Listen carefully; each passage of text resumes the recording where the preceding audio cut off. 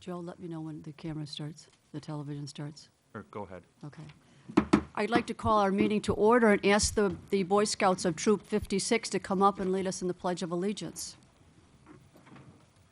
Come on up here. Right up here, come on. Okay, here we have the flag right here. You ready? Okay, I pledge Allegiance to the flag of the United States of America and to the republic for which it stands, one nation, under God, indivisible, with liberty and justice for all. Thank you, guys. Thank you. Okay, welcome. I understand you're all on a government project here. You want to shake everybody's hand up here? Get to meet all of the aldermen and... How are you? How are you, buddy? Thanks for being here tonight, guys. Okay, and you have to come over here, our city clerk and our city manager. How are you? Yeah. Glad you could join us.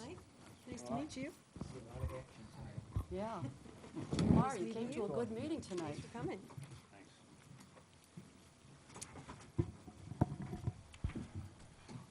The roll, please. Alderman Avci, Alderman Belke, Here. Alderman Marquez. Here. Alderman McGyver. Here. Alderman Paderewski. Here. Alderman Shower. Here. Alderman Seifert. Here. We have a quorum. The next item on the agenda is questions, comments, and announcements of a general nature. We added this section to our agenda in order to allow residents to voice any ideas or thoughts or comments to the council instead of waiting to the very end of the meeting. So I'd like to open it up to the audience right now if there's anyone in the audience that would like to address the city council at this time. Then let's move on to the approval of minutes of March 18th. Do I have a motion to approve? Alderman Marquez, seconded by Alderman Belke. We did make two changes to the minutes during our work session. That's right, one change. We had a typo on Jack Morge's name on page 2 of the minutes as amended. Any other additions or deletions by the council? Then the roll, please. Alderman Belke. Here. Or aye. Alderman Marquez. Aye. Alderman McGyver. Abstain. Alderman Paderewski. I'm here. Alderman Shower.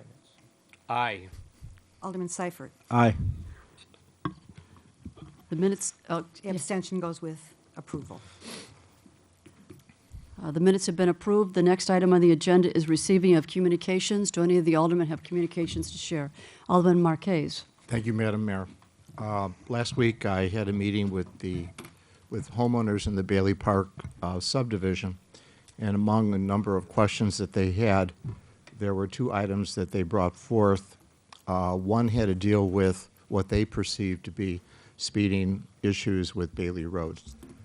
And again, as we know, sometimes perception is not always reality. So what I've asked Mr. Gombeck to do is if we could put out the speed bumps, what do we call them? Traffic counters. Traffic counters between Barrymore and Lakeview, and we'll leave them out there for a 7-day period, and this way we'll get some accurate feedback on that. The other issue they brought up, and Alderman Shower deals with this because on the other half of Bailey Road are residents in his ward. They talk about the terrible difficulty they have with the Bailey Plainfield Road intersection with regard to making turns, but the safety of that intersection. And again, they brought up the issue of some type of traffic signal that would go on that corner over there, be it a stop sign, be it a warning light, be it a traffic light. So I was in to talk to Mr. Gombeck today, and Dan was able to give me some feedback, and I just talked to the chief, and the chief's going to give us some information on the number of traffic accidents that actually take place at that intersection. But I'm going to let Dan comment on what he shared with me today. Sure. In respect to Bailey Road and Plainfield Road, in 2000, there's been issues going on since 2006 in respect to a potential traffic signal. In 2007, DuPage County did do a study that could possibly warrant a traffic signal. That study did not warrant any type of traffic signal. What has been happening there, the majority of the accidents, and the chief will correct me if I'm wrong here, Based on several reviews we did over the course of the years, there were basically rear enders. And what would happen is vehicles, motorists traveling westbound on Plainfield Road that would turn left or south onto Bailey Road, the people behind them, basically they were getting rear-ended to just become, for whatever reason, not paying attention, so on and so forth. The only thing that the county did commit to was what's referred to as a geometrical configuration, reconfiguration, in which case a dedicated left-hand turn lane would basically take care of the accidents that were happening there. Now, with that said, there's a cost to that. That cost is in the several years ago was approximately $750,000 for the actual configuration, reconfiguration. With that said, the county, we did try to we applied for a grant last year. The grant we did not receive, and the county also was part of this grant as well. This is on a project list on the county, but it's not within the 5-year capital improvement plan. Again, we keep on seeking additional grants as they become available, and the county will partner up with us as these grants also become available. And one word of caution, I know that many times we hear that motorists cannot see approaching Plainfield Road on northbound Bailey. Just a courtesy and reminder out there is when motorists are traveling northbound on Bailey Road and they're making a left-hand turn or westbound, vehicles that want to go east or make a right-hand turn basically pull up to the other vehicle, in which case causes a blind spot for the vehicle attempting to make a left, in which case those motorists can sit up to 5-10 minutes in some cases. 10 minutes might be a little bit long, but obviously, be courteous when people are making a left-hand turn, especially at these two-way approaches, a right-hand and a left turn. The stop bar is in the correct place as well, and there's really no other blind spots except motorists just need to use caution and not block the other line of sight for the other motorists. Dan, what year is Plainfield Road scheduled to be resurfaced by the county? I know part of it is going to be incorporated with the 2014 75th Street reconstruction. I know that's from Seminole up to Cass Avenue, or just a little bit slightly west of Cass Avenue. I don't have the schedule for the rest of Plainfield Road yet. That's the one, that portion is one we could really incorporate any changes to that intersection. Yes. Alderman Marquez? What a lot of residents in Bailey Park do, and this is what they've told me to avoid Plainfield Road, those that can will go to Lakeview, and they'll go down Lakeview, and they'll go all the way around Lakeview to come back out by... At Sawmill Creek? Yeah, in Sawmill Creek, which probably puts a lot more traffic on Lakeview. You probably have, but not that I've heard any complaints from people over on Lakeview as to the amount of traffic. It's just easier to get to Plainfield that way. But a lot of them actually speak to really trying to ignore that intersection and stay away from it because of the difficulty of making the turns. But, I wanted to bring it up. They raised it as an issue. It seemed to be one of their more serious concerns, and I know Ted's brought it up from the residents in his ward. Yeah, the inherent problem when you're pulling up and you're going northbound on Bailey is when you get to the stop sign, and if you look to the left, there's a fence because of the apartment complex there, and it's physically impossible to see down Plainfield Road if you're at the stop sign. So you have to pull forward past the stop sign in order to take a look at everything. And once you do that, then the car to the right of you, if they're trying to look out the same way, they go up even farther. So you're inherently got a major problem there. And people sit there for a minute and a half, and then all of a sudden they'll start to, they'll get a little antsy, and then they'll floor it, and they'll try to pull on out, and they'll try to risk it. And then I'll be the first one to admit it. I've even done it myself, basically. To me, for all intents and purposes, it's not just Bailey, Bailey Park homeowners, but everybody all the way down. If you were to ask everybody, because we even brought this up 5 years ago when I was in my association, everybody would sign off on getting a light down there. But $700,000 for reconfiguration is one thing, but you're chasing good money after bad. If you're going to do it, we turn around and get a light there because it warrants it. So. Thank you. Any other communications to share? Alderman MacIver. Thank you, Madam Mayor. I've been getting a lot of communications from Center Cass District 66. They are hosting a Big Bang STEM night for students and parents of kids in center CAS. And STEM is for kids that are interested in science, technology, engineering, and math. And it is this Wednesday at 6:30 p.m. at Lakeview Junior High School. So if you are a parent or a child who's watching tonight and want to attend that, please contact Center CAS's, their district office before Wednesday. They're just trying to get a head count. Thank you. Very good. Alderman Belke? I received another correspondence from Tammy Hollandoner, who is responding against the Crest Basin discussion that we had last time we met. And she was just saying that, don't the aldermen realize that by pushing this into next year, that's it could affect the prospective buyers, because that's the first thing they see when they go into the city, and she just thinks it looks unkept, and that's the wrong message. So she just wanted to express her opinion. Thank you. I would imagine that we'll be discussing that when we talk about the approval of the budget this evening. If there's no other communications to share, let's move on to a very important part of our meeting this evening, and that it will be the swearing in of a new sergeant this evening. Did the board, the police, John, you're coming up? Okay.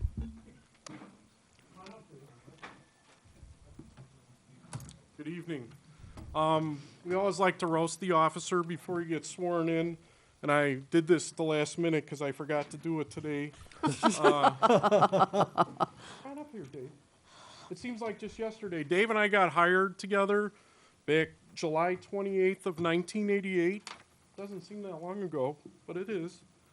Before that, Dave did 2.5 years with Lamont Police Department as a police officer. Prior to that, he was in the U.S. Army. Yes. Correct. Okay. During his career here at Darien, he's been a field training officer, evidence technician, bike officer, breath operator. Some notes, he was the first officer to draft the first canine proposal when Eddie Vaughn got the dog back years ago, so kudos to him. And probably his best time here at the department, from what I understand, was being a detective, and he worked detectives for 7 years, starting in 2004. One of the other notes I found in his file, I dug through his personnel file to find these notes. He helped when we moved from the old PD to the new PD. He was took charge of moving all the property and evidence room contents from one building to another, and that's a big deal because you have to track it as it moves across the parking lot. So those were the notes I found. I can remember when I started, I had to go to the academy. Dave got to start in the program right away and got on his own, and I came and rode with him one weekend while I was off between the academy, and it was interesting to talk to somebody that's already been a cop. So we go way back, but it's my pleasure that we're going to turn this over to Mark Pickley, who's the president of the FPC, to swear Dave in. Okay. Right over here, so everybody can hear you and see you. I'll do this so that both of us can follow along. Very good. So raise your right hand.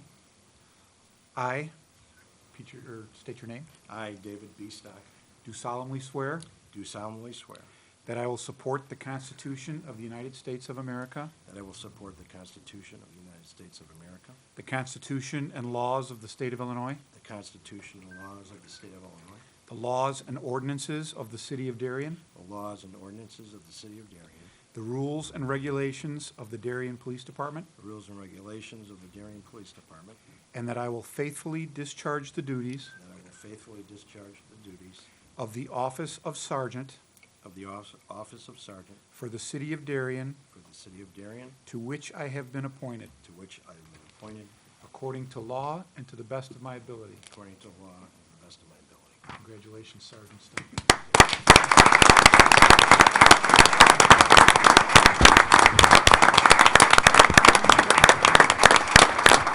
Hey, Sheila, can you come up?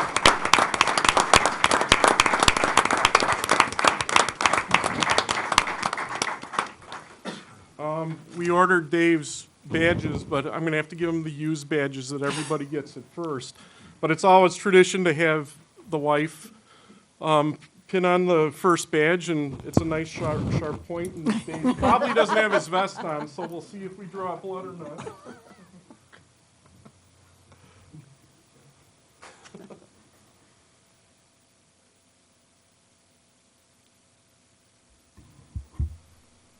Good job.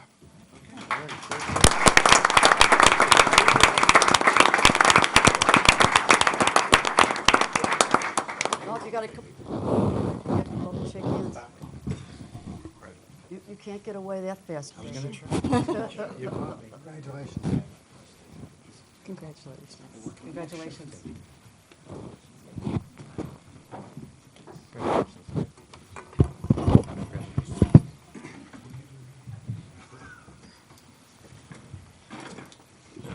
Nice.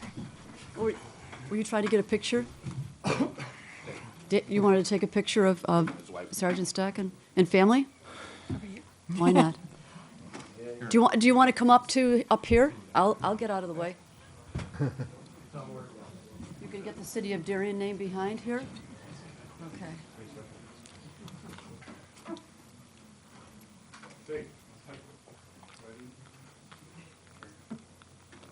Oh, jeez.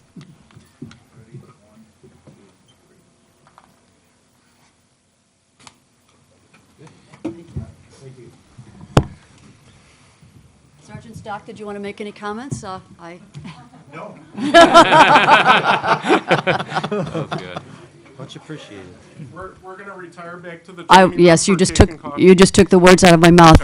Please feel free to leave. There'll be cake and coffee reception over at the police department for Sergeant Stock. Congratulations. 3/4 of the road disappears. Oh, thanks.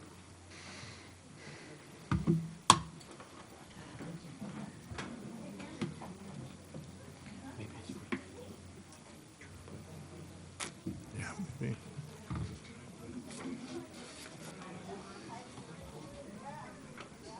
I don't know. Steve, We're all hi. here for the budget. What's that? Right. I was thinking of just what you said. We'll let the crowd leave first.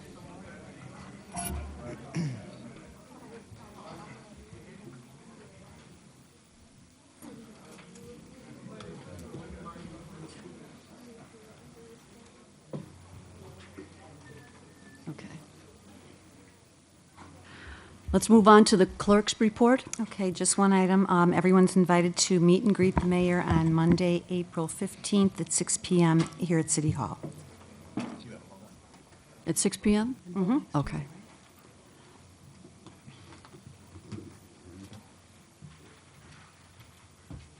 Okay. Let's move on to the city administrator's report. Thank you, Mayor Weaver. One item under my report that Scott Korn will handle tonight is an overview of, I guess, what I'll call our transparency program for the city. Those of you who get and receive Direct Connect on Friday, we did put a short bit of information together about the number of ways that we try to communicate with our citizens and engage them. And for some residents, you know, maybe they're exposed to one or two of these, what Scott will go over, I believe, are 10 points. But again, as we talked about it, there's a tremendous opportunity for residents to find information about the city, you know, from our daily activities of bills we pay, to contracts, to vendors, to budgets, to audits, and a lot of things. And we put that together, again, as part of our information for residents. And Scott, feel free to go ahead and do an overview. We can answer any questions after that. Thank you. And over the past 10 years, the information age, we've been able to reach residents in so many different ways. And Darien has such an active and involved citizenry that it's really important for us to be able to have this information out there. Now, if you go back 10 to 15 years, we were barely using email, we were barely using websites. And now there's just a wealth of information, not only from the city of Darien, but all government agencies, and everything that you can imagine is just at your fingertips now. So it's really our responsibility to put that together in a very clear and concise way, so we can get residents the most accurate information, what we want them to see, and what they're looking for in the best way possible. So on your screens, you can see this is the homepage of our website, which we redid about 5 years ago. And we had several goals when we put this website together. The first is we wanted to be able to target certain projects that were very pertinent, whether they be seasonally or what's going on with the city of Darien. So as you can see in the top right corner, we have a hot news. And the first couple items there are our budget, which will be voted on tonight. So residents can see what priorities the city of Darien has in terms of projects and services throughout the next year. We also have seasonal things such as the concrete replacement program. So residents, if they're thinking about that program, can get information instantly. We have an excerpt from the last city council meeting about coyotes, because we've had a lot of calls about that. So we can tell residents to come to the website so they can immediately see a video about what coyotes are and why it may not be a good idea to control coyote populations and what they can do within their own community. So we've targeted residents by putting up this hot news link. The other point that we wanted to get immediately up, and we put this up somewhere between 2 and 3 years ago, is a 10-point transparency list. And there are groups that go and grade local governments based on what they put out there. There are some local governments who don't provide much of their information to residents, and people are always concerned about how much their local government could be trying to not show them. Well, we're the exact opposite of that. On our 10-point transparency list, we've hit really the 10 things that residents are most concerned and want to know. The first one is the contact information for elected officials and their staff. So as you click on these links, you can immediately find out where to go to contact whoever you need to be able to have your question answered. Oh, and all of our resumes, okay. All of your resumes, but also there's telephone numbers, there's very clear directions on where you need to go. The second item is the meeting information, both future meetings. So if we're looking at what's going to happen at the Administrative Finance Committee meeting next week, you can see agenda items, or the past. So if you want to know what the City Council decided on a hot topic like video gaming, you can take a look and see, first off, the agenda items, so you can see the backup information the City Council receives, and also the minutes, so see exactly what was happening. The third item is public records. Most people know that as FOIA, or Freedom of Information Act. Most documents that the City of Darien has, we can just provide for free to residents and allow them to take a look. So if there's any specific hard type of document, they can provide a request to us through this link and really get any information they want. And people take advantage of that and really get an up-close view with their local government. Our fourth and our fifth, I'll combine. Those are our budgets and our financial audits.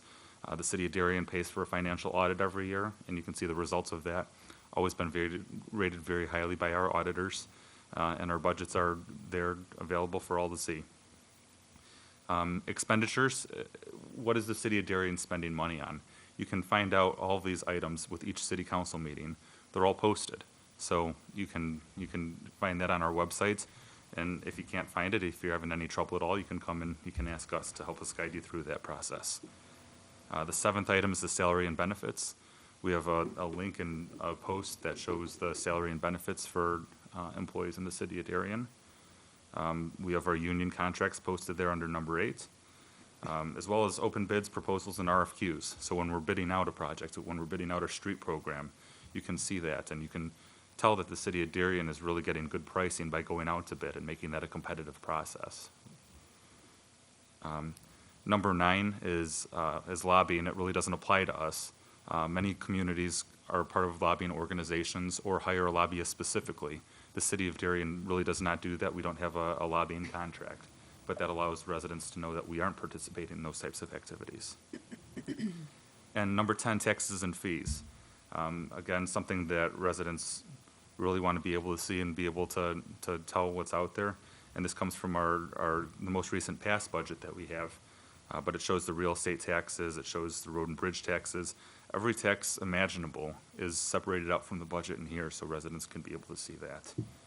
And we'll keep it relatively short, but one other item I wanted to touch on is over here on the links, there's the minutes and agendas. And as you're watching on television, you can also follow along and see all the different items that the city council will consider. So when you're on the city council link, you can see the e-packet. You click on that link and up pops the agenda with links to this meeting. So you have the minutes, you have the treasurer's report and warrant number, and let's scroll down. These are all the items that the city council will vote on today. And if you wanted more information, here's on under New Business B, the 2013 Street Maintenance Program. You can click on that and you can see the different streets that are involved and really become part of the decision-making process or really view that. So really, every meeting that we have, all the information that the elected officials are seeing is also very available to residents without even calling a staff member, without even calling an elected official. They can see the backup and really make informed decisions and be able to comment on that themselves as well. Did anyone have any questions on our website or the ease of use? Scott, are you also going to include what the items that were in our last Direct Connect? I didn't know if you were going to pull those up separate or go to that under hot news and just kind of do a recap of those also. Certainly. We had, under our last Direct Connect, we provided the top 10 ways that residents are able to see the city of Darien. And I don't think that's the last one. that's the last one. And some of those different ways, just to touch on a few of them, are the Direct Connect. That's really the e-newsletter that we primarily reach residents with. We found out recently when we put out the resident survey that many residents are connecting with, to us through Facebook. We actually had more residents click on our link through Facebook than provided regular hard copy newsletters back through their neighbor's newsletter. So people are reaching us through social networking. We also do have Neighbors of Darien newsletter, and we reach people through some people that are just still going through the old newspapers. We're still reaching them that way, and through Neighbors magazine. So there's a lot of different ways that we reach residents, and when all else fails, they have our numbers to call, and we can guide them toward that information. I think for the aldermen, I've been here since 2002, and even when I came here, the fact that the city televised their meetings live on TV and rebroadcast, to some extent, that was even ahead of their time. So there's always been that tradition of, especially the city council meetings, when all the formal action takes place. I think back then there was a quarterly newsletter the city did, but certainly I'm sure everybody's proud of the fact of how we were able to stay with technology and a number of ways to get this information out. And again, when you put it all in one list and think that anybody could find out almost everything we do on a daily basis, it's really incredible, the amount of information. It is. Very good. Scott, how long do we keep the video links on the website for city council meetings for those people who don't have the Comcast Channel 6? We had been doing them for 4 to 5 meetings, and Okay. the only reason why we had limited it was the size, and we pay for the amount of size that amount of data that's on our website. But we recently started something new where we're downloading our council meetings onto YouTube. Okay. And we started a YouTube channel, which is Okay. free. So now the links that we're doing, we went back to the start of this Fun. year, and we'll be able to have all those meetings We're on YouTube now. until Okay. YouTube starts charging fees, and then we'll have to relook at that. And But then when will we have an app for the city of Darien? we haven't taken a look at that, but that's definitely the next step. No? Thank you. Yes, thank you. I appreciate letting our residents know, in case they didn't know, of all the avenues that we have for them to know what we're doing. Thanks, Scott.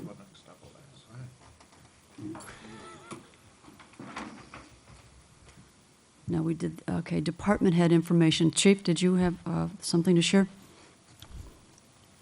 Good evening, council members, mayor. I did have a brief overview and update, if you will, on the Darien Transition Project, to update us on where we're going with that. Basically, we made the determination to move away from DARE to transition our community engagement component into a different area. And so we did that based largely on the research, and DARE pointed to its ineffectiveness as a drug prevention avenue. That same research indicated that DARE was, in fact, very effective at community engagement and relationship building. The effectiveness of the relationship building was underscored in a Harvard study that talked about the emotional ties that folks have to DARE, even though it was ineffective. And so all of it points to the best practice that in any business that it's counterintuitive to continue doing something that's ineffective. And so what we've done is we've created the transition. And so how it's going to occur is that the school districts, each individual school district will in fact take ownership of the drug prevention program and integrate that drug prevention program into their various curricula.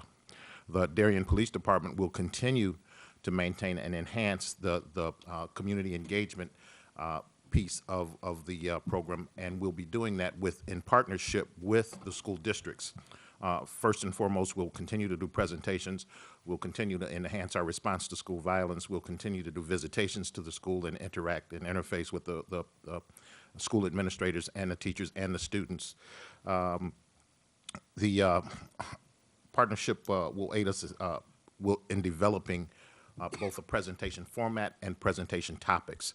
So what essentially happens is the partnership now consists of school administrators, parents, district superintendents, the Robert Crown Center, and certainly the command staff and the officers of the Darien Police Department.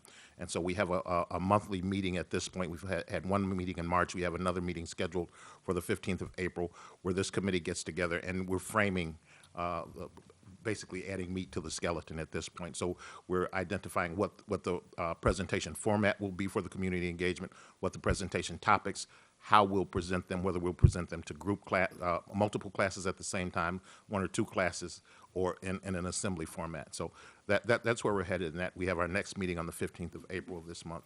And all three, the other enhancement is that all three school districts will be involved in the presentation experience.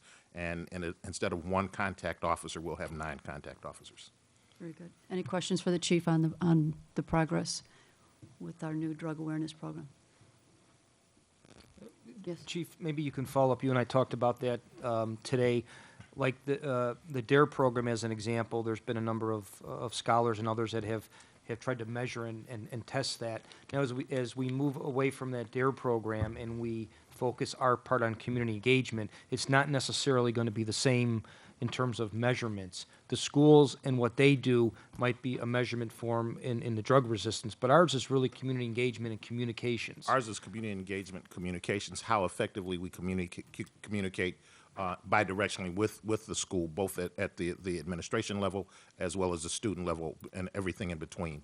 And so it may not be, or it may not lend itself to the type of metric that we would traditionally lend itself to, we would traditionally be looking for, but there's certainly a measure. I mean, how effective are we at being able to identify early identification of problems at the school and to respond to those problems. So.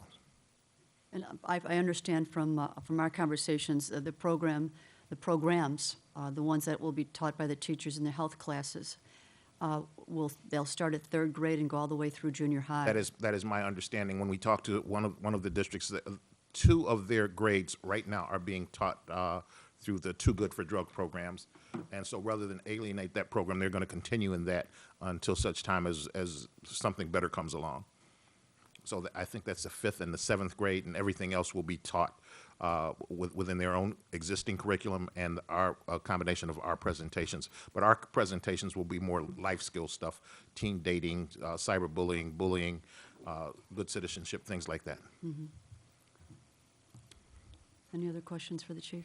Chief, did you mention the next community engagement meeting? Yes, Okay. April the 15th at 2:30 in the afternoon in the training room at the police department.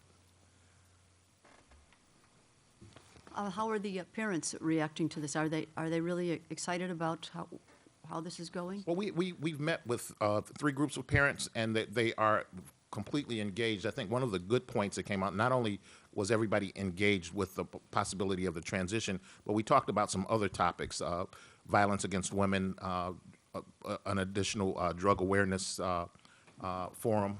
So we did talk about some things other than in addition to. So yeah, to answer your question, yes, we think the parents are fairly. So you were talking about the drug awareness forum that we had last year. Yes. Okay, so you're going to do more of those. Yes. Okay, for more of a community-wide engagement or education. Yes. Very good. Okay. Any other questions for the chief? All right, thank you.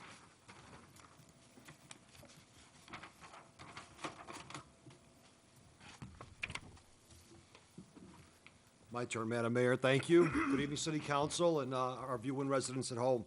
A couple weeks ago, Chuck Southern Comfort had a job fair. I'd like to tell you that Chuck's will be having a second job fair for anyone that's interested in the restaurant facet of employment. With that said, on Friday, April 5th, from 9 a.m. to 5 p.m., and from Saturday, April 6th, from 9 a.m. to 5 p.m. again, Chuck's will be hosting a job fair at the location on Cass Avenue. Again, that's Friday, April 5th, as well as April 6th, from 9 a.m. to 5 p.m.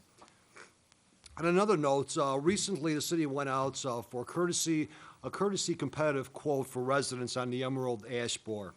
What we basically did is we sent out requests for quotes for vendors to entertain private property trees in respect to the Emerald Ash Borer. With that said, the city staff has recommended tree and turf professionals. They will basically be coming out, if you're interested, and they will evaluate the tree. First of all, I want to let you know that the tree needs to have at least a 60% healthy canopy in order for it to qualify. How do you know that? Well, obviously, spring is still not here. With that said, there's a lot of woodpecker activity. I don't know if anybody's noticed, but you'll hear woodpeckers being quite active. And what they're doing is the woodpeckers are going after the larvae of this bug. So if you see your tree within the backyard and you have a lot of woodpecker activity, I think I'd be very concerned that it might not be a candidate for the treatment. The treatment itself is a product called triage. Now, triage has been something that has been researched for the last several years.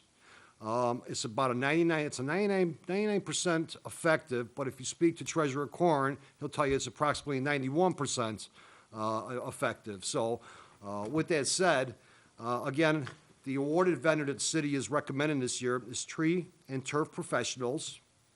They can be reached at 630-759-7389. And their email address is thepros, that's THEPROS, at treeandturf.com. We also have the advertising of how the charge, what the charges are, and it's based on what's referred as a diameter by height. Let me take a minute and explain that. It's not, if you take a regular tape measure measures inches, feet. What you do is, at about chest level, you wrap the tape measure around the tree, which will indicate how many inches. There's a site, and I won't give you, the site is basically called mat.about.com, and it gets a little technical, but on our website, as well as Facebook, as well as Direct Connect, there's the ability for residents to take those measurements and basically go to this site, and plug in that number. It will give you what's referred to as a diameter by height. With that said, we have a corresponding chart with the different diameters and the charges. So for an example, if you have a tree 6 to 10 inches in diameter, that cost to treat it is $88. Now this is referred to as cycle 1 treatment, which the treatment is good for up to 2 years. In 2 years, we, the city, will be evaluating our trees as well as providing updates on how effective it is and if there's any other additional new technologies that have been introduced. The program is good for the year. We recommend that starting now, people that are interested in taking care of their ash trees, that they start calling now, and by July, August, you should have the tree treated. What happens is this chemical that's injected into the tree basically is drawn up with the water through the root system, and the chemical carries through the entire tree system itself, the tree root system. So if there's any questions, please feel free to give us a call. Again, a lot of the information is on the website as well. Dan, will they do a free evaluation, even though I had a woodpecker in my tree? The answer is yes, yes. Alderman Marquez? Yeah, Dan, I know we talked about this, and you said you'd be open to it. When I was at the Lions Club last week, I had a lot of guys come up and say they're really happy what we're doing at the city level for the city trees, but they were unaware of the fact that we were going to go out for a vendor for the residents to do their own trees. And I had asked Dan if there would be any interest on his part at coming to, maybe going to a women's club meeting or a Lions Club meeting, just making a brief presentation, because as much as we put it out on Direct Connect and we put it on the city website or whatever, it might be good to appear for 10 minutes and just to explain, like you just did now, to some of those people, some of those groups, what this is all about, because I think people know we're going to do the trees in the front. I don't know if they're all aware of the fact that we're going to do that the trees in the back at their cost would be available to them. Correct, and I have that's fine. Okay. We could contact the presidents of all the local organizations and ask them to make an announcement at all their meetings. We have the president of the Lions Club here. Steve will be glad to share that information with the Lions Club. Alderman MacIver? Dan, where's most of the activity been? I know we've taken out some trees already. In your ward, Alderman I know, MacIver, I I hate know. to say that, but it's been your ward right now. It's been pretty active. In Farmingdale Village? Yes, Okay. yes. And with that said, before the city council agendas this evening is the emerald ash borer treatment that the city will be treating as well. Again, that work, pending the outcome of it this evening, the city crews will be basically going around, we'll get the chemical, and we'll be putting the insecticide within the tree. The method of it is, just a real quick, is pending the diameter of the tree, it will have several holes in it. When I say holes, basically, it's a small, very small drill hole, what's referred to about a 1/8 inch diameter. These holes are drilled into the tree, and then the chemical is injected into the tree. Again, it's based on a volume of the size of the tree itself, and then the holes are plugged with plugs, is what they're referred to as. So we also have informational letters that we will be sending out, as well as, the insecticide itself is not, is pet friendly, human friendly, so all that information will be handed out to the residents. Yes, go ahead. Yeah, I'm sorry, because I think I have a tree that is probably not going to make it. How long does it take a tree that's infected to essentially die off? If you notice that the tree's infected now, it's probably been going on for close to 2 to 3 years.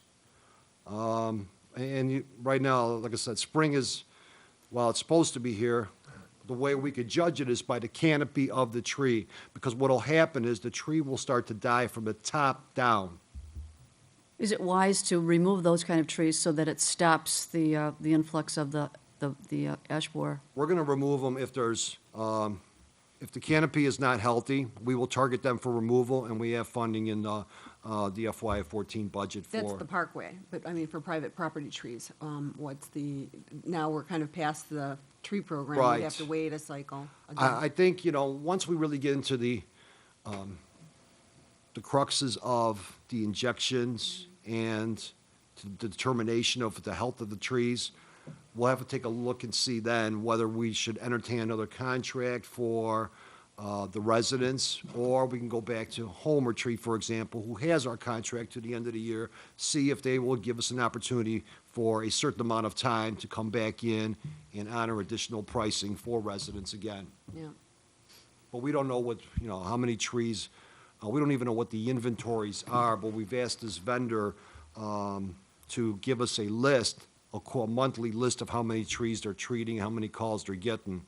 One of the When you said inventory, the inventory on private property? Yes, I'm Yeah. sorry. Okay. Matter of fact, we had a call from one of the associations, Sawmill Creek Association. They have about 50 ash trees, and they're going to be taking part in this program too. So, again, this will give us a good education on how many ash trees are really out there on the private side. Obviously, we know what the parkways are.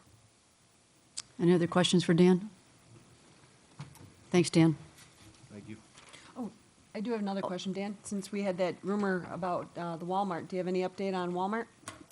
Well, we have no updates, and basically what is Alderman MacIver is referring to, while she was frequenting the store, one of the associates there had made a comment that Darien is slow-moving in its permit process. Well, if I could assure you, when I did hear that, I also stopped out at the store myself, had a conversation with one of the doctors at the Vision Center, as well as the assistant store manager. In a nutshell, it obviously appears that that the management at Walmart was not educated in the process. In turn, I sent an email out to down to Arkansas, one of the key corporate people there. After I sent the email, within 15 minutes, I had a telephone call back from another associate down in Arkansas who assured me that the innuendos, typically what happens is Walmart corporate does not communicate to their employees until the last minute, if you want to say, because they constantly keep on changing the scope of their architecture and their layouts in the store. So what basically happens is, and I'm going to go through the process here, Arkansas develops this plan. They go and hire their architect who is also down in Arkansas. Those plans come back through Illinois. There's an engineering firm that also looks at them. From there, they come back to us. Once they come back to us, they go back to the Illinois, back down to Arkansas. So it's a little bit of a process to date. The only thing that we have received from Walmart is what's referred to as elevation drawings. Elevation drawings are the front facade of the building. There were some minor changes being some coloring schemes, as well as the size of certain parapets, things of that nature. Again, that's how meticulous they are with their plans, everything they want to get approval on. That architectural change was basically approved within 8 hours. That's how minor it was from our behalf. But again, with that said, what corporate has told me is that they will educate their employees and try to keep them abreast of the situation that's going on, but we still have not received the full schedule, the full plans. So we don't know when expansion will take place? No, again, here I am with the rumor, late summer, okay? But again, until we see the plans, things have changed several times with Walmart, but they are coming. I've been assured of that, and they will be remodeling. Thank you. Thank you. Mayor, I'm sorry. Scott, could you just update the council and the citizens on the ComEd issue that Alderman MacGyver mentioned to you earlier in an email? Yes, the ComEd rates, the new ComEd rates starting this summer just came out today. And the process for ComEd, there's a group called the Illinois Power Agency that goes out to bid on behalf, and their bid determines what the ComEd rate will be. Now, that rate from Commonwealth Edison is dropping very significantly this year. And in total, the electric supply charge plus the transmission rate will come to about 5.5 cents per kilowatt hour. That's down from a little over 7 cents per kilowatt hour right now. So when we went out to bid, we received a 2-year price of 4.54 cents per kilowatt hour.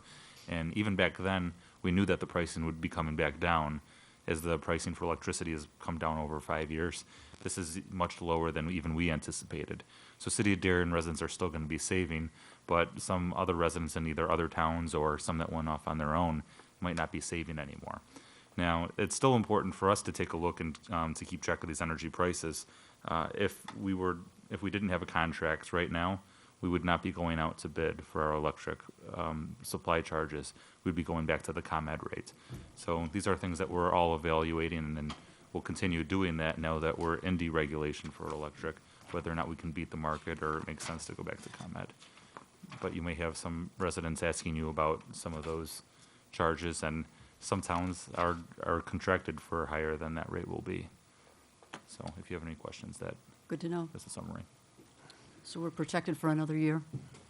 Well, we have our We bid have our price rate for another locked year. in for another year. It's even possible if prices continue to go down, that next year residents will still be saving even more money than they had previously, but they'll be under the regular ComEd rate again. So it's kind of now that we're into this, it's an always evaluating mode and always trying to time the market and make sure we can get the residents the best deal. Very good. One of the things we wanted to make sure is residents, because these articles may get a little complicated in the paper, you'll read different things. So the bottom line is we want to make sure our residents knew that we're still lower than the ComEd price.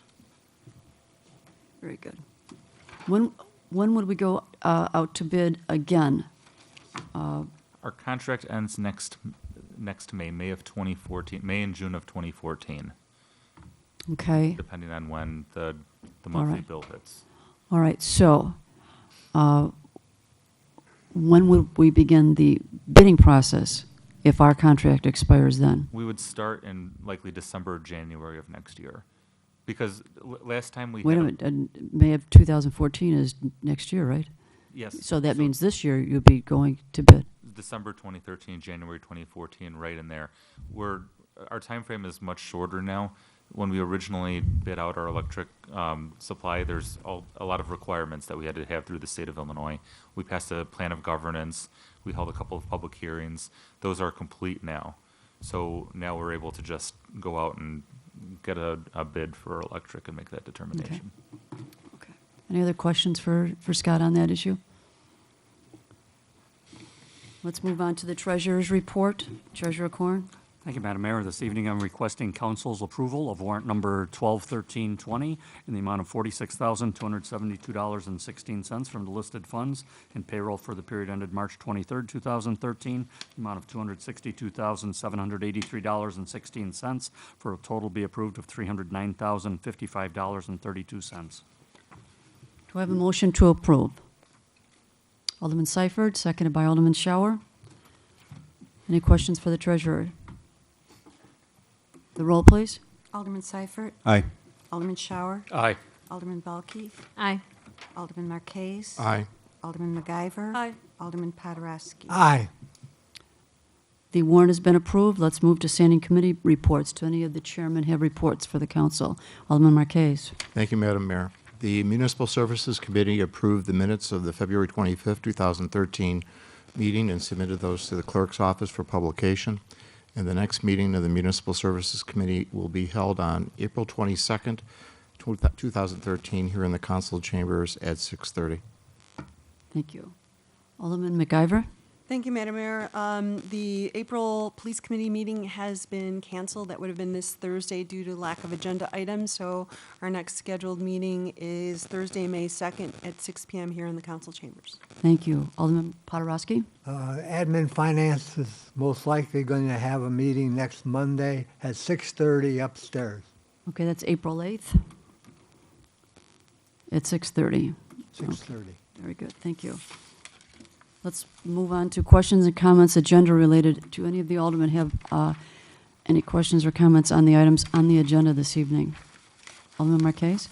Thank you, Madam Mayor. I realize it's under the consent agenda. I just wanted to mention that I know we talked a lot about the Economic Development Mission Statement Municipal Services worked on and submitted for your approval this evening. I don't know if we talked as much about the vehicle fleet replacement policy, which we also recommended for your approval tonight. That policy covers not only the municipal services, public works vehicles, but also covers the maintenance of the police vehicles. So when we talk about a fleet maintenance policy, it incorporates all of our vehicles that we have with the city. I just want to make sure everybody understood that when we voted on that tonight. And this way then, when we do come forward sometime in the future with a recommendation for a replacement of a vehicle, there's a strong justification for that based on maintenance and a number of other criteria. This will be very similar then to the ditch projects and the street project catalog that we developed over the last few years, which gives people a really good understanding of how we prioritize certain projects. So we'll be doing that for the vehicle fleet replacement as well. I just wanted you to be aware of the fact that we incorporate the police vehicles as well as the public works vehicles in that policy. Thank you. Alderman Belke?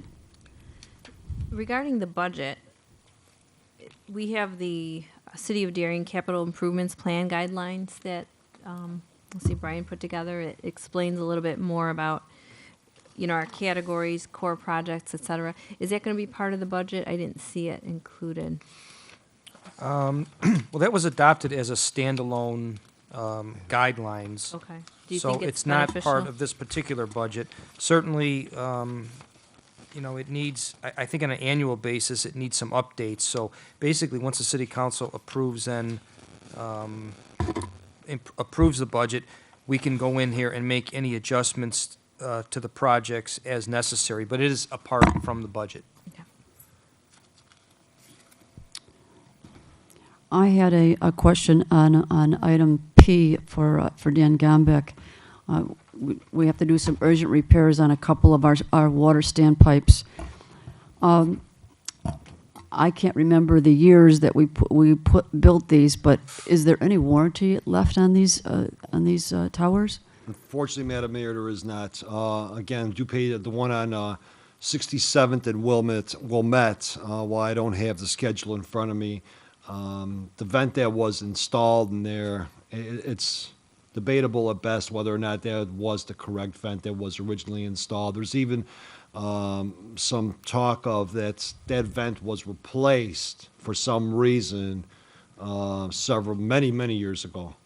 So again, the history on it and the reports on it are very vague at best, including the plans, because the plans do not match the vent that's on there. Swell.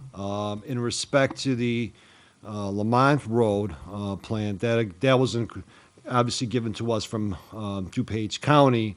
While there's no damage on that vent as of yet, staff felt that it was prudent to replace it and have something that's pretty much maintenance-free, especially when you're up in the air, 140 feet up in the air. You can't look at it every day. That was the Gallagher and Henry system initially. Correct, yes, Yep. yes. Okay. When was the last time that was replaced? Unsure. Hmm. There's no records and on the maintenance when we took over that system, but we, the city, inspect our tanks on a yearly basis. Okay. Both of those have been repainted, Dan, so they look Yes. better, but they are pretty old tanks. Yes. Well, that's 67th and Wilmette. That 19 was pretty much rebuilt inside, wasn't it? was just repainted. That was repainted, I believe, 6 years ago. My. Okay, thank you. Time flies when you're having a good time, I guess. Alderman Belke? Back to Alderman Marquet's mention of the replacement vehicle. It says here that the scale is going to be 1 to 100, with 75 being considered for replacement. Is this, it's, the schedule's still being worked on? I mean, I'm not missing an attachment that has ratings yet. Is that No. right? Okay, good. And That's in process.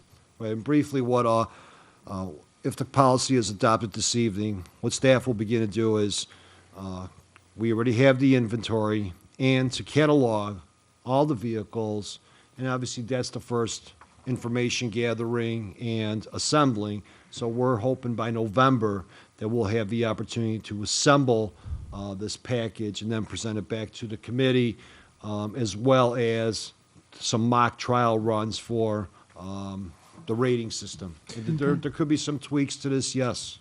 Just as we did with the street catalog and the ditch catalog, we fine-tune those. As they collect the data and we start putting that in a catalog format, what we learned with both those documents when we developed those several years ago is that we had the need to go back and change certain things, and we will do that with this as well.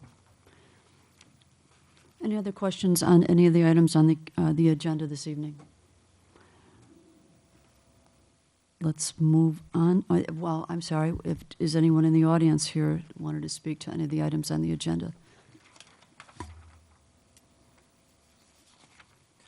Mayor Weaver, the discussion the council started in the work session, you'll wait until the actual budget discussion? Let's do that. That is under, yes, that's under item A of new business, so let's wait till that. Let's move on to old business, if there is nothing further. And if there is no old business, so let's move right on to the consent agenda. This is going to be fun. We have item A through S on our consent agenda this evening. The first item on the agenda is an ordinance approving a special use in the office zoning district for the establishment of a medical clinic at 8190 Cass Avenue. Item B is consideration of a motion to approve a resolution to add quantities to the current contract for Suburban Concrete, Inc. for apron restorations for the 2013 ditch maintenance improvement project in an amount not to exceed $50,000. Now, item C through item O are all items, they're all resolutions accepting proposals that were competitively bid for different items. Item C is the approval of the resolution for the Rainbow Tree Care Scientific for the triage insecticide suppliers, equipment, and a contingency at a cost not to exceed $152,211.65 for the emerald ash borer treatment of ash trees located within the city parkways. Items D is a resolution to accept East Jordan fire hydrant repair parts, and their bids will be solid. Their prices will be solid for a period of May 1 of this year through April 30th of 2014. Item E is a proposal from Clow Eddy Fire Hydrant for their repair parts for the same period of time. Item F is a resolution accepting a proposal from HD Supply Waterworks for the U.S. pipe fire hydrant repair parts for the same period of time. Item G is the resolution accepting the proposal from HD Supply Waterworks for the Mueller Super Centurion fire hydrant repair parts. Item H is a approval of a resolution accepting a proposal from HD Supply Waterworks, Inc. and Zybel Water Service Products for the Traverse City fire hydrant repair parts. Item I is the approval of a resolution accepting a proposal from HD Supply Waterworks and Zybel Water Service Products for the Waterous Pacer fire hydrant repair parts. Item J is a resolution accepting a proposal from HD Supply for the Smith & Blair stainless steel water main repair clamps for the maintenance of the water system. Item K is a resolution accepting a proposal from Zybel Water Service for Mueller brand brass fittings for the maintenance of our water system. Item L is a motion to approve a resolution accepting a proposal from HD Supply, Inc. for valves, buffalo boxes, commonly referred to as B boxes, and certain couplings for the maintenance of our water system. Item M is a resolution accepting a proposal from Water Products, Inc. for Hymex 2 12-inch couplings for the maintenance of our water system. Is it 2 and 1 It's 12 2 to inch? 12, 2 to 12. 2 to 12, yes. okay, 2 to 12-inch couplings, all right.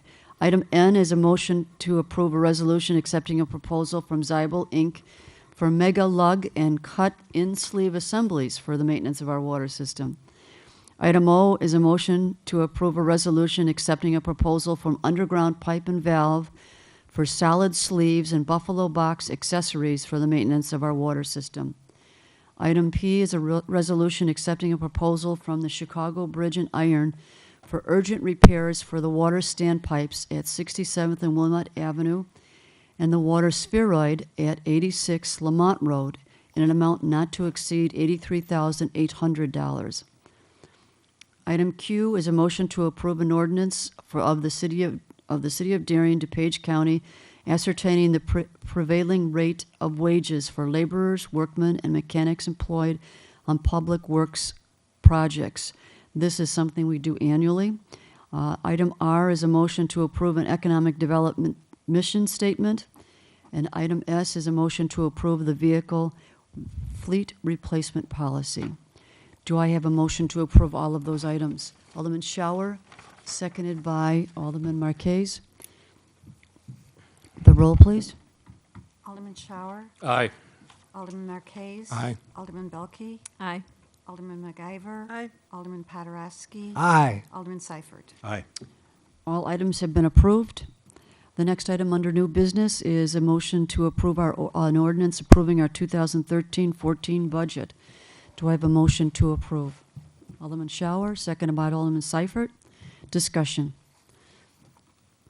I believe Alderman Belke wanted to bring up the item regarding the trees, the $11,000 expenditure for trees along the Crest Basin. I believe at our discussion last time, we had a 3-3 vote, a poll, I should say, on whether to install those trees with this budget cycle.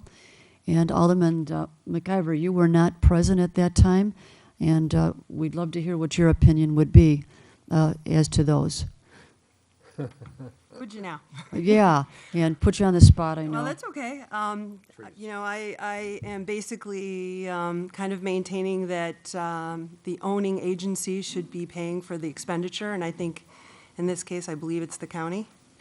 And so I believe the county should be responsible for that expenditure. Well, and, you know, I was thinking along the same lines. I want to be sure, absolutely positive, that we're not going to get anything out of the county before we take this step. So do you have any report whatsoever from them at this point? Have they given you any responses? Unfortunately, Mayor, since the last city council, I did reach out to them again in respect to setting up a meeting about the condition of the basin, and I have not received any response yet. So again, and my counter proposal back to the county was, in consideration of the wetlands, requesting them to help fund this project potentially. And again, the reply, there has been no reply. The county did dedicate the property for the tree. If the trees were to be approved, the county did dedicate, did allow us to plant them on their property there. So we have two questions going here, okay? From what I'm understanding here, or what we, the council, have expressed, is, first of all, we want them to to live up to the plan that was in place when the Crest Basin was developed, and to prove to us that what they said in that plan is indeed in that basin. Correct. And one more thing, we did have at the Citizen of the Year dinner, we had one of the DuPage County council members who lives in Woodridge at our table, and he seemed very open to come to a city council meeting to talk about any kind of county issues. So I guess I'd maybe invite him and put him on the spot. No, that we'll get all three of our county board, District 3 board members here and put them all on the spot at the same time to get their public works department. Is that what they are at that point? This would be the environmental committee. Yes. Yeah, to get them to live up to what they said they were going to do in that. Alderman Belke? If I remember correctly, what they promised was a little different than what we were proposing. The trees that we were proposing along Plainfield are on the outer edge of the basin, and weren't there plans to be more inside? The plans were for the trees to be located on the north side of the sidewalk in conjunction with that, whether it's the parkway or the basin itself. They're both owned by DuPage County. So, but DuPage County would have been gracious enough to dedicate that property for the use of the trees. But Alderman Belk, I think you're saying if the basin was kept up like it was supposed to be, we might not need the trees. That's what I was thinking. And I'm sorry. That is our point all along, yes. And again, will we ever have those types of plantings? I can't answer that question. The plantings that they proposed at that time for this basin was a little bit of a newer concept, was my understanding, because there's 3 different plantings within the entire basin. So, in my opinion, 2 of the 3 have not prevailed. Mm-hmm. Okay, that brings up a whole different thought to me. If they had a plan and it doesn't work, then isn't it incumbent upon them to do something to make a project work in that basin? Well, the caveat of that is that within one of their emails, they had responded that it meets the standards of the wetland plantings. And we don't even know what those standards are. That is correct. Were we provided with their standards and their planting schedule when they developed that basin? Yes. So we do have a document that tells us what was supposed to be in there. Correct. There's three different facets of it. One is wet, semi-moist, and submerged. But the actual specific plantings, we have a list of those? I believe we do on the plans, yes. Yeah. Okay. So that'd be nice if we could revisit it and bring them. There's no doubt in my mind that they have to live up to this. I mean, this is crazy for us to have to pick up the tab on something they were supposed to do in the first place. It just doesn't make sense to me. I don't know if the council feels anything different. I Go was ahead. wondering if we could invite them, you know, if we could do have our picture show, so they can at least see it. I mean, John's a great guy, John Curran, but you know, has John actually been to that corner to see how that looks? If we do invite these 3 reps, let's do the show. Let's show them the pictures and show them how poor it is. Let's invite some of the residents who live in that area and have those people express to them how lousy it is to live in that area with that basin looking the way it is. Really let them get the impact of what we have to deal with. I do not, Alderman Belke, I know that this is a great issue, a big issue for you and your ward. I'd like to go through the process of making the county accountable first, before we go up and spend $11,000 to put up trees for something they should have done in the first place. So let's attack it both ways. I mean, you keep on them about getting back to you about, you know, proving what they were supposed to plant there. Brian, let's get the 3 board members from District 3 out here to and let them know what we're dealing with. I don't know how quickly we can get them. We have an April 15th meeting. I don't know if we can get them here that quickly. Well, we'll invite tomorrow. We'll contact them and invite them out. So the only thing I'm unclear on is because of the amount, if this is included in the budget, it would still need to come back to the city council at some point for a formal approval. So is the council saying you want to put the 11, is it 10 or 11, Dan? I'm sorry. 11,000. 11,000 in the budget and come back for the city council formal approval before we start? That's what I'm not sure on. I'm not getting that message. I'm getting the message. Let's do another poll, but I'm getting a message that let's not even include the 11,000 in the budget. As the until we budget hear- stands, it's not in there. Yeah. It's not in there, correct. So we would be approving this budget that does not include the $11,000. Is that the understanding I have from the council members? Okay. Any other discussion on the budget? Yes. There was one, during the workshop, again, there was discussion on the crossing guard. And I thought that would be. Yeah, Alderman Marquez wanted to make, and expressed his feelings of hearing from his constituents about the whole city paying for one school district's crossing guards, and we want to take formal action at a future city council meeting soon to make sure that the District 61 understands that this is the last year that we will be funding this. And of course, that proposal will still be open for a vote by the city council. That is my understanding of what we discussed in our work session. Is that correct? Correct. Is that what you understand? I understand that's what we're looking to convey. I'm not entirely sure I'm going to be able to support it. Voting. That's my point. Yeah. Yes, it's going to be for a vote of the city council. But I certainly am not comfortable necessarily supporting it at this time. You know, obviously, it's a very emotionally based issue, as we've seen over the last few weeks. But as I said before, and I'll reiterate again, I think it's terrible timing. I think with the 75th and Cass Street reconstruction, I think it's a very dangerous proposition to take at this point. Well, I'll tell you what, being an alderman is not an easy position to be in. Right, and again, that's And sometimes you have to make very tough decisions that may not be popular. yes, and I'm at this point without some further reassurances as to the safety of the children during the reconstruction. My, as an alderman, opinion is that I wouldn't support not continuing the crossing guards, and I've said that before, so it shouldn't be a surprise to anybody. Very good.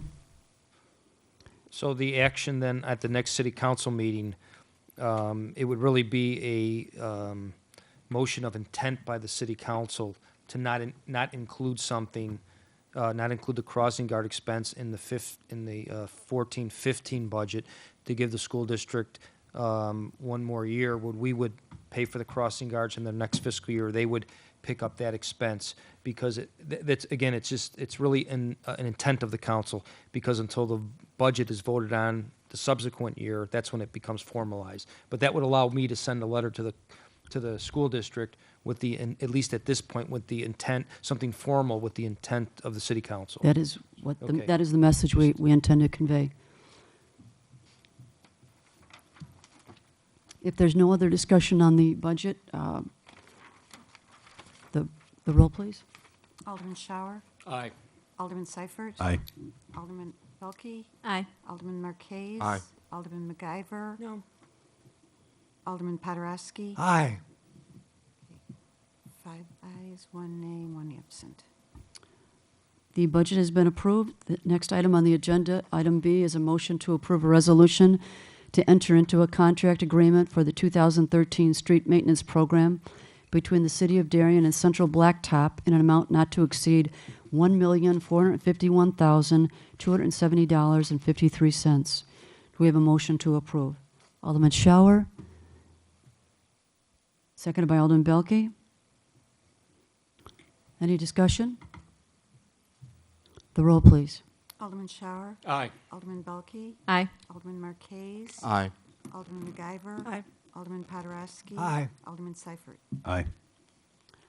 The item has been approved. Item C is a motion to approve a resolution authorizing the mayor to execute an intergovernmental agreement between the City of Darien and the Darien Park District for asphalt paving work at 802 Plainfield Road. Do we have a motion to approve? Alderman Marquez, seconded by Alderman Seifert. Discussion? The roll, please. Alderman Marquez. Aye. Alderman Seifert. Aye. Alderman Belke. Aye. Alderman MacGyver. Aye.